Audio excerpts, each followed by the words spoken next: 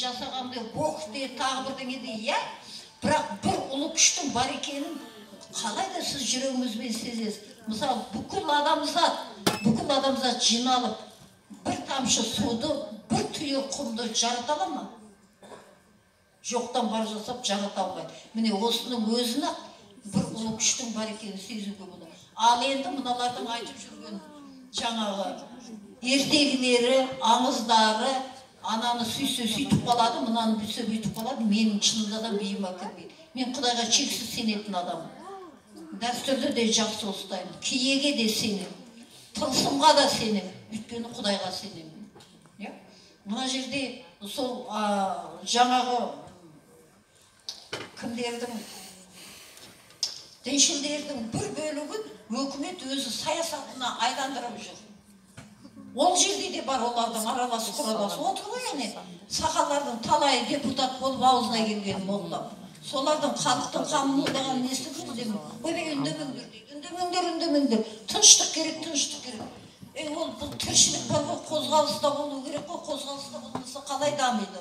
Тыныштық деп отырғанын қайталап айтып, тоқырау.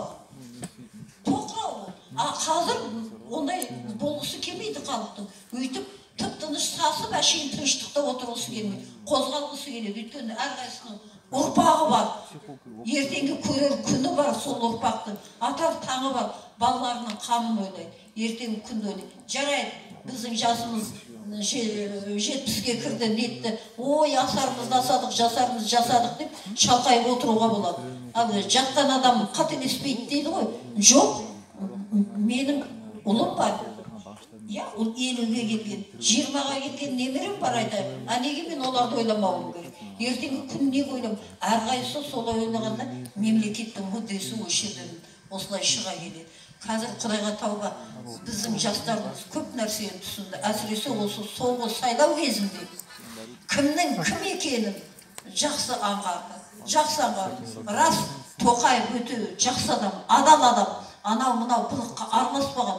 Бірақ ол лидер емес қой. Көшбасшы емес, ол анау ат жағында Нұрекең тұр ғой.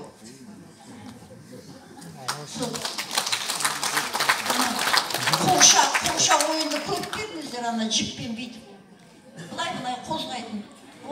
Сондай әкесін жақсы танитынбыз. Бақытжан марқұм Кемел Тоқаевтың кітаптарын орысшаға аударған. Сол студент кезінен білем мен ол кімді. Ол өте жақсы адам, таза адам. Бірақ ол көшбасшы емес.